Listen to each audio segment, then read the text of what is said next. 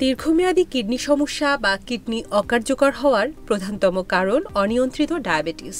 এছাড়া যারা অনেক দিন উচ্চ রক্তচাপে ভুগছেন, দীর্ঘদিন ধরে ব্যথার ওষুধ খাচ্ছেন কিংবা যাদের অটো ইমিউন রোগ আছে, তাদের কিডনি রোগ হওয়ার ঝুঁকি থাকে। কারো কিডনির কার্যকারিতা ৩ মাসের বেশি সময় ধরে কম বা ক্রমাগত কমে যেতে থাকলে তাকে বলে দীর্ঘমেয়াদী কিডনি সমস্যা বা ক্রনিক কিডনি ডিজিজ। এ অবস্থায় কি কি খাবার খাওয়া যাবে এবং কি খাবার খাওয়া থেকে বিরত থাকতে হবে তা নিয়ে অনেকের মনে প্রশ্ন থাকে।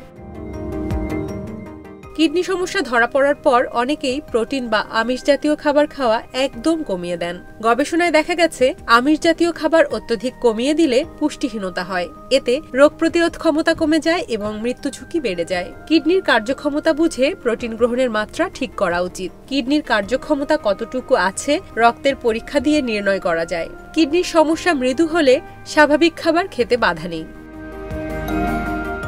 বাংলাদেশের মানুষের খাদ্যাভ্যাসে মাছ বা মাংসের পরিমাণ এমনিতেই তুলনামূলক কম। কিডনির সমস্যা থাকলেও দিনে একটা ডিম, দুপুর ও রাতের খাবারে 2 টুকরা মাছ বা মাংস, 3 বা 4 টেবিল চামচ ডাল খেতে বাধা নেই। তবে রেড মিট মানে গরু বা খাসির মাংসের পরিবর্তে মুরগির মাংস ও মাছ খাওয়া ভালো।